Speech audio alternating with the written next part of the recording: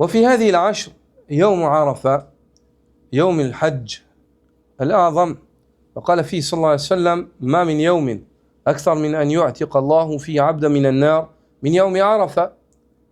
Et parmi les vertus de ces journées-là, le fait qu'il y ait la journée d'Arafat, le 9 de Dhul Hijjah, jeudi prochain. Le prophète sallallahu alayhi wa sallam évoque dans multiples hadiths les vertus de cette journée-là.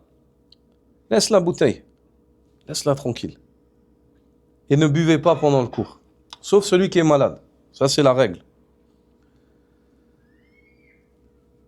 Le prophète sallallahu alayhi wa sallam évoque dans divers hadiths. Par exemple, ce hadith-là où il dit il n'y a pas une journée au cours de laquelle Allah Azza wa Jal libère, il n'y a pas une journée au cours de laquelle il y a plus de chances qu'Allah libère quelqu'un, un serviteur de l'enfer, qu'il l'affranchisse de l'enfer, que la journée d'Arafat. C'est-à-dire une personne, si elle veut se sauver de l'enfer, elle aimerait être sauvée de l'enfer, il faut qu'elle cherche cela durant la journée d'Arafat. En tout temps, mais surtout durant la journée d'Arafat.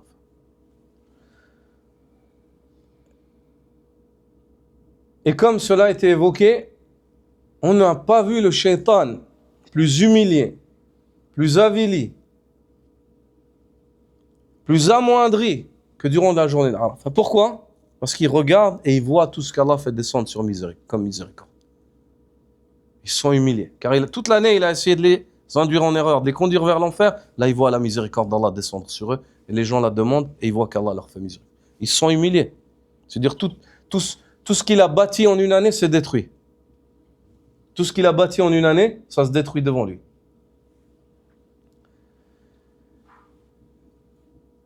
Et dans le hadith de Umm al-Mu'minin Aïcha radiyallahu ta'ala anha, le prophète sallallahu alayhi wa sallam dit ما من يوم أكثر من أن يعتق الله فيه عبيدا من النار من يوم عرفة وإنه لا يدنو ثم يباهي بهم الملائكة فيقول ما أراد هؤلاء اشهدوا ملائكتي أني قد غفرت لهم. Le prophète sallallahu alayhi wa sallam dit il n'y a pas une journée qui est plus prompte quant au fait qu'Allah azza wa jal affranchisse ses serviteurs de l'enfer que durant la journée d'Arafat. Allah azza wa jal s'approche.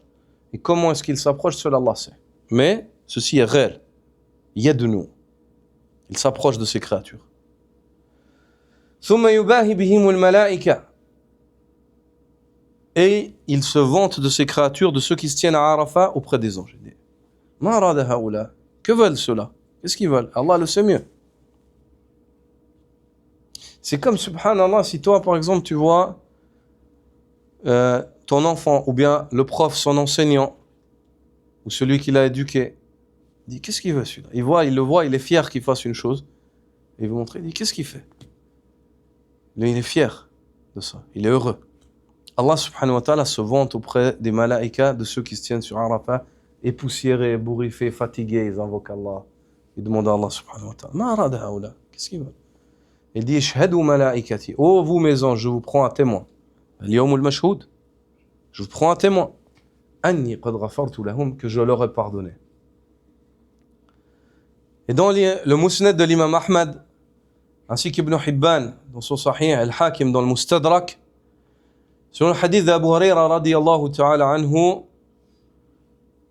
qui est un récit qui s'élève au prophète sallallahu alayhi wa sallam, où il est dit que le prophète sallallahu alayhi wa sallam a dit Inna Allah yubahi bi ahli Arafat, ahli sama, ahli sama. Allah azza wa jal se vante de ceux qui se tiennent à Arafat auprès des habitants des cieux. فيقول لهم انظروا إلى عبادي جاءوني شعثا غبرا. Il se vante de ceux qui se tiennent à Arafat, il dit aux anges, regardez mes serviteurs, ils sont venus à moi, شعثا, ébouriffés, décoiffés, غبرا, plein de poussière. Ibn Khuzayma, ainsi qu'Ibn Hibban, Al-Bazzar, Abu Ya'la, Al-Bayhaqi, tous rapportent avec leur chaîne de transmission selon Jabir, radiyallahu ta'ala anhu, où il est dit que le prophète sallallahu alayhi wa sallam aurait dit Ma min yawmin afdal 'inda Allah min yawmi Arafah. Il n'y a pas une journée meilleure auprès d'Allah que la journée d'Arafah. Yanzilu Allah ta'ala ila as-sama'i dunya. Allah descend dans les cieux du dunya. Comme il tient à sa majesté, on ne se pose pas la question comment. Est-ce qu'il descend? Oui. Le prophète sallallahu alayhi wa sallam le dit. Point. Comme il l'a dit dans le dernier tiers de la nuit. Pour nous, c'est simple, c'est clair. ceux qui sont pervers dans la tête, c'est pas clair pour eux. Parce qu'ils sont pervers. En fait, ils demandent comment. Tu demandes comment à qui? À Allah? Tu demandes comment à qui? Au prophète sallallahu alayhi wa sallam qui lui-même ne savait pas? Les sahaba, ils n'ont pas posé cette question comment? Ils ont pris, ils ont dit c'est comme ça. Ici, Allah Azza wa Jal descend dans les cieux du dunya. Yubahi bi ahlil ardi ahl as-sama. Il se vante des gens de la terre auprès des habitants des cieux, des anges. Fayaqulu unzuru ila ibadi. Regardez mes serviteurs, dit-il. Ja'uni shu'san ghubra dajjin. Ils viennent à moi décoiffés, pleins de poussière. Ja'uni min kulli fajjin amiq. Ils viennent de toute contrée lointaine. D'ailleurs, ce mot-là, subhanallah, c'est très intéressant de voir comment est-ce que le Coran a exprimé. Pourquoi est-ce qu'il a dit? Ça, c'est dans l'ayah.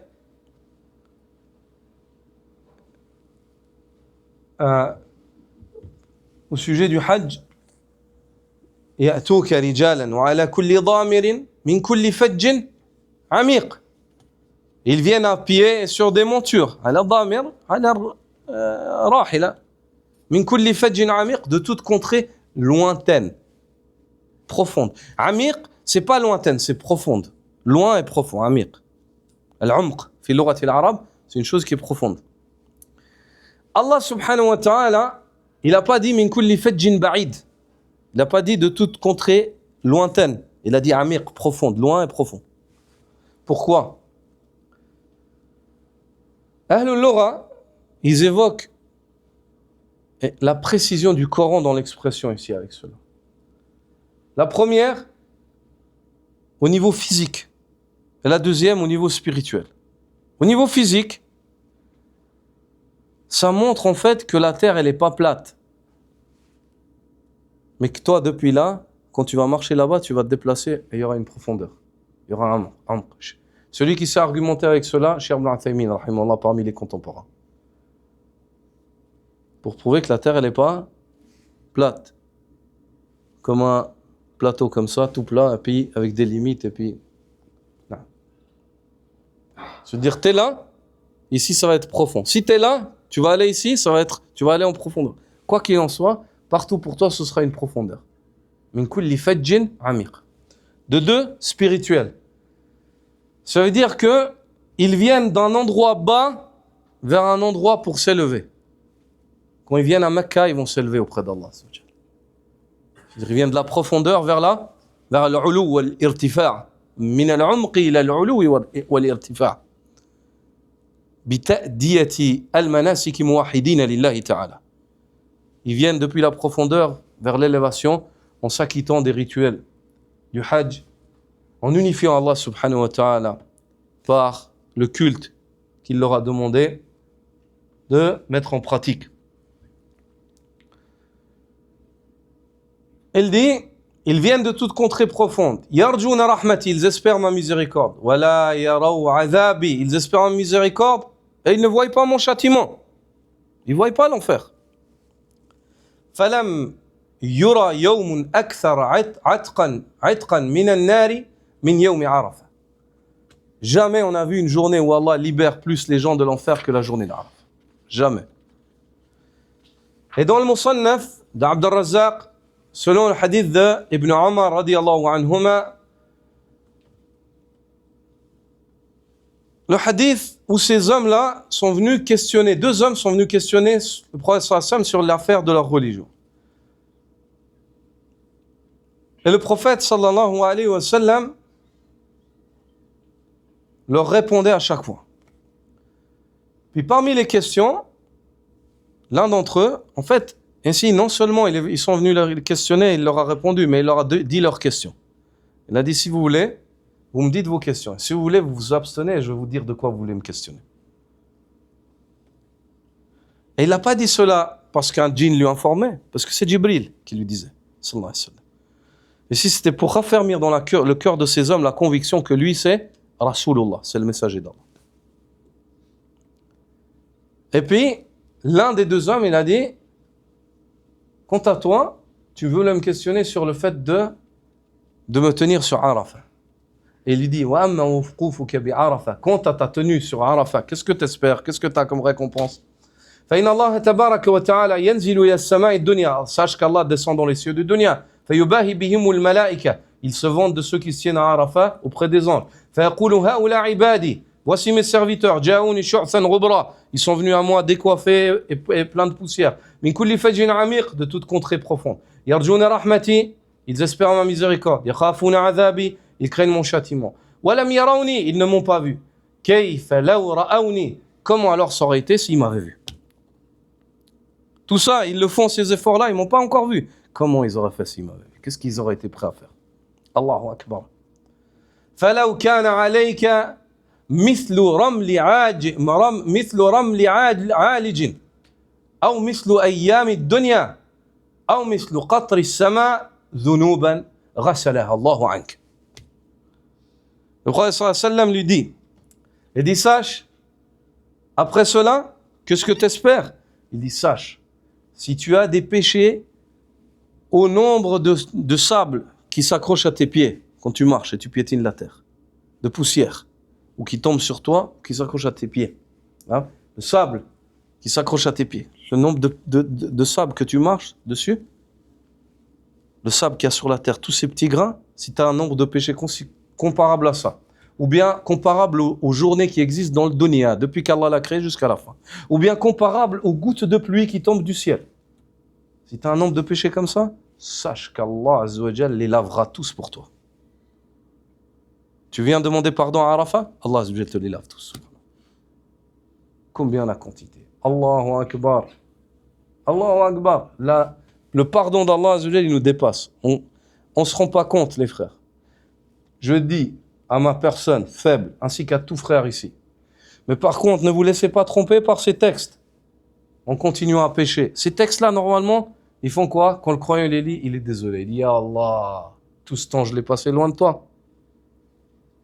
Subhanallah, pardonne-moi. Et il se repent.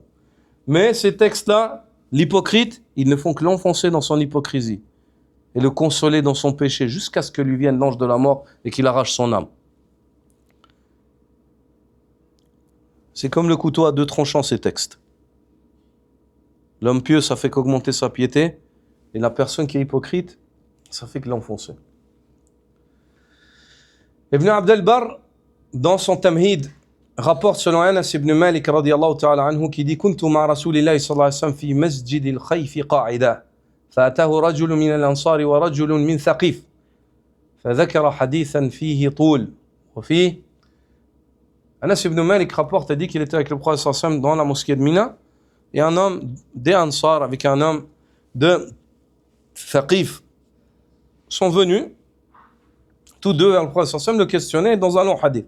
Et dans ce qui a été évoqué, il dit wa amma wuqufuka ashiyata Arafa, quand tu as ta tenue dans l'après-midi d'Arafa, fa inna Allah yahbitu ila as-sama'i ad-dunya, sache qu'Allah descend dans les cieux du dunya. Thumma yubahi bikumul malaika, il se vante de vous auprès des anges. Fa yaqulu haula ibadi ja'uni shu'san ghubra, shu'san ghubra. Voici mes serviteurs, ils sont venus à moi ja'uni shu'sa, ils sont venus à moi décoiffés. Yarjuna rahmati wa maghfirati, ils espèrent ma miséricorde et mon pardon. Falaw kanat dhunubukum ka'adadi ar-raml, si vos péchés sont comparables au nombre de grains de sable qu'il y a sur terre, wa ka'adadi al-qatr, ou bien au nombre de gouttes de pluie, wa kazabadi al-bahr, ou l'écume de la mer, la ghafartuha, je vous les pardonne.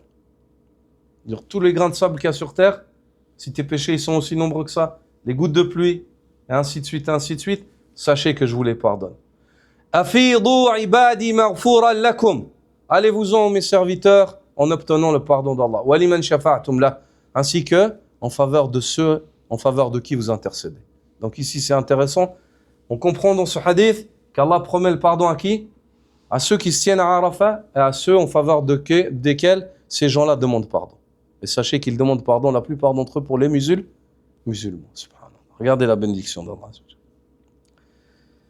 Ibn Abd al-Barr rapporte aussi avec une chaîne de transmission sur Anas ibn Malik qui dit waqafa an-nabiy sallallahu alayhi wa sallam bi Arafat, le prophète sallallahu alayhi wa sallam se tenait à Arafat wa kadat ash-shams an ta'oub, le soleil, il était prêt à se coucher. فقال يا بلال, il a dit au Bilal, أنصت لي الناس, demande aux gens de m'écouter. Bilal, il a appelé, il a dit, أنصتوا لرسول الله صلى الله عليه وسلم. Écoutez donc le messager d'Allah, il veut vous parler. فأنصت الناس, tous les gens se sont arrêtés. Ils ont arrêté les invocations, ils ont tout arrêté en écoutant le prophète صلى الله عليه وسلم. فقال معاشر الناس, oh vous nobles gens, أتاني جبريل آنفا, Jibril m'est venu. فأقرأني من ربي السلام, il m'a passé le salam de la part d'Allah Azza wa Jal. Il m'a dit, oh Mohammed, Allah te passe le salam. Subhanallah. وقال إن الله غفر لأهل عرفات وأهل المشعر. Oh Mohammed, dis-leur qu'Allah Azza wa Jal pardonne aux gens de Arafat ainsi que ceux qui se tiendront à Muzdalifa. وضمن عنهم التبعات, et il leur garantit de s'occuper de leurs tabi'at, c'est les dettes à la base, ou bien des devoirs qu'ils ont envers les gens. C'est-à-dire, Allah leur garantit. وضمن عنهم التابعات, il leur garantit ça. فقام عمر بن الخطاب رضي الله عنه فقال, Omar ibn al-Khattab, lorsqu'il a entendu ça, il s'est levé, il a dit, Ya Rasulallah, أهذا لنا خاص? Il a dit, ça c'est juste pour nous aujourd'hui? Juste pour les sahaba? Ou bien ça va être pour les autres aussi? فقال صلى الله عليه وسلم هذا لكم ولمن أتى بعدكم إلى يوم القيامة. Le prophète صلى الله عليه وسلم, il a dit, oh Omar, ça c'est pour vous et pour tous ceux qui viendront après vous jusqu'à Yawm al-Qiyamah. Regarde, Omar, il s'est inquiété pour la communauté. Il a cru que c'était juste pour nous, ça? Ou Allah va le donner. Subhanallah, Omar radiyallahu ta'ala. Il a dit, jusqu'à la fin. قال عمر كثر خير الله وطاب. Omar ibn al-Khattab, il a dit, comme est large et bon le bien qui nous vient d'Allah. Comme est large. Et c'est en même temps une invocation. Qu'Allah élargisse et fasse qu'il soit de chaque fois meilleur ce qui nous vient d'Allah subhanahu wa ta'ala. L'imam al-Tirmidhi, dans le fait qu'Allah se charge des dettes du pèlerin, l'imam al-Tirmidhi et al-Nasa'i, tous deux rapports d'Abdullah ibn Mas'ud radiyallahu anhu qui dit, le prophète sallallahu alayhi wa sallam a dit, tabi'u bayna al-hajj wal-umrah. Faites suivre souvent le hajj et la umrah. Faites souvent le hajj et la umrah. Essayez de faire un maximum le hajj. Et si tu peux, tu as fait le hajj une fois, après faites une umrah, puis ensuite une umrah. Faites souvent, fréquemment cela. فإنهما ينفيان الفقر والذنوب كما ينفي الكير خبث الحديد. Et sachez que le hajj et la umrah dépouillent, nettoient la pauvreté et les péchés comme le feu, il nettoie la saleté qu'il y a sur le fer. En chauffant, tu enlèves et tu gardes que le fer de base et tout ce qui est saleté, ça s'enlève. والذهب والفضة, comme le feu nettoie la saleté qu'il y a sur le fer, sur l'or et sur l'argent. وليس للحجة المبرورة ثواب إلى الجنة. Et sachez que le hajj accepté et complet n'a d'autre récompense que le paradis. Talha ibn Ubaydillah radiyallahu ta'ala anhu dit, évoque sur le vertu d'Arafat que le prophète sallallahu alayhi wa sallam a dit, afdalu du'a du'a yawmi Arafat. La meilleure invocation c'est celle que l'homme fait durant la journée d'Arafat. وأفضل ما قلت أنا والنبيون من قبلي لا إله إلا الله وحده لا شريك له. Et la meilleure chose que j'ai pu dire moi ainsi que les prophètes qui m'ont précédé, c'est la ilaha illallah wahdahu la sharika lah. Dans une variante, lahul mulk wa lahul hamd wa huwa ala kulli shay'in qadir, en plus de cela. كما أن صومه تطوعا لغير الحاج يكفر ذنوب سنتين. Tout comme le fait de jeûner à Arafat pour celui qui n'est pas pèlerin, ça expie les péchés de 2 années. Le prophète sallallahu alayhi wa sallam dit صيام يوم عرفة إن يحتسب على الله أن يكفر السنة التي قبله والسنة التي بعده. Le jeûne de la journée d'Arafat, j'espère auprès d'Allah qu'il soit expiateur des péchés d'une année précédente et d'une année à venir. Abdullah ibn al-Mubarak évoque par rapport aux vertus de la journée d'Arafat auprès des salafs et comment est-ce qu'ils connaissaient la valeur de cette journée-là. Il évoque et il dit جئت إلى سفيان الثوري عشية عرفة وهو جاث على ركبتيه وعيناه تهملان فقلت له ما أسوأ هذا الجمع حالا قال الذي يظن أن الله لا يغفر له الذي يظن أن الله لا يغفر لهم. Abdullah ibn al-Mubarak dit, je suis venu à Sufyan al-Thawri durant l'après-midi d'Arafat, je l'ai trouvé sur ses deux genoux et ses yeux coulaient de larmes. Et il a invoqué Allah. Sufyan al-Thawri, il a invoqué Allah subhanahu wa ta'ala. Convaincus, ils étaient convaincus, wallahi. Convaincus qu'Allah Azza wa Jalla est là, il les entend, il les voit. Il a dit, je lui ai dit au cheikh, quel est celui qui est dans la pire des situations de tous ces gens-là, selon toi? Il a dit, c'est celui qui suppose ou qui doute qu'Allah puisse pardonner à tous ces gens-là. Ça, c'est le pire. Le pire des gens qui se tient sur Arafat, c'est celui qui regarde les gens et dit, est-ce qu'Allah il pardonne à lui? Est-ce qu'Allah il pardonne? Ça, c'est le pire. Quand tu vas là-bas, Allahu Akbar, Allah il pardonne à tous les pèlerins. Tous les pèlerins, Allah il leur pardonne. S'ils n'ont pas associé à Allah et qu'ils lui ont demandé pardon, Allah Azza wa Jalla leur pardonne. Il est rapporté d'Al-Fudayl ibn Iyad أنه نظر إلى تسبيح الناس وبكائهم عشية عرفة. Fudayl ibn Iyad, il est rapporté de lui qu'il a regardé les gens faire le tasbih et pleurer et invoquer Allah durant l'après-midi d'Arafat. Et il a dit, أرأيتم لو أن هؤلاء ساروا إلى رجل فسألوه دانقا يعني سدس درهم. الدانق سدس درهم. Il a dit, que vous dites-vous? Si ces gens-là vont contraints de pleurer comme ça vers un homme et lui disent, donne-moi un sixième de dirham. Pas un dirham entier, pas une pièce entière, un sixième juste. C'est comme je te dis, un sixième de 10 centimes ou d'une pièce de quelque chose. Un sixième. Ils viennent en pleurant. Un sixième, pas entier. Akana yarudduhum. Il a dit, est-ce que vous pensez que cet homme va les renvoyer? Ils ont dit là, c'est pas possible, ils les renvoient pas. Ils pleurent comme ça, ils sont comme ça, ils lui demandent juste un sixième. Donne-moi juste un peu, un petit truc. Ils vont tout de suite lui donner. Il a dit, Wallahi lil maghfirati, Wallahi, lal maghfiratu inda Allahi ahwanu min ijabati rajulin lahum bidaniq. Il a dit, par Allah, le pardon auprès d'Allah, par Allah, le pardon, le fait qu'Allah leur pardonne, ceci est plus léger pour Allah que le fait d'aller, que le fait qu'on demande à une personne le sixième d'un dirham et qu'il te la donne. Il te la donne comment? C'est pas quelque chose de lourd, c'est simple. Allah Azza wa Jalla, son pardon, il le distribue plus facilement que ça. Plus facilement que ça. Ibn Rajab al-Hanbali évoque dans Al-Lata'if, il dit wa inni la ad'u Allah atlubu afwahu وأعلم أن الله يعفو ويغفر لئن أعظم الناس الذنوب فإنها وإن عظمت في رحمة الله تصغر. Il dit, quant à moi j'invoque Allah Azza wa Jal et j'espère sa clémence et je suis convaincu qu'Allah Azza wa Jal fait don de clémence et qu'il pardonne. Et si les gens ont commis des grands péchés, qu'ils sachent que ces grands péchés face à la miséricorde d'Allah sont amoindris, sont tout petits.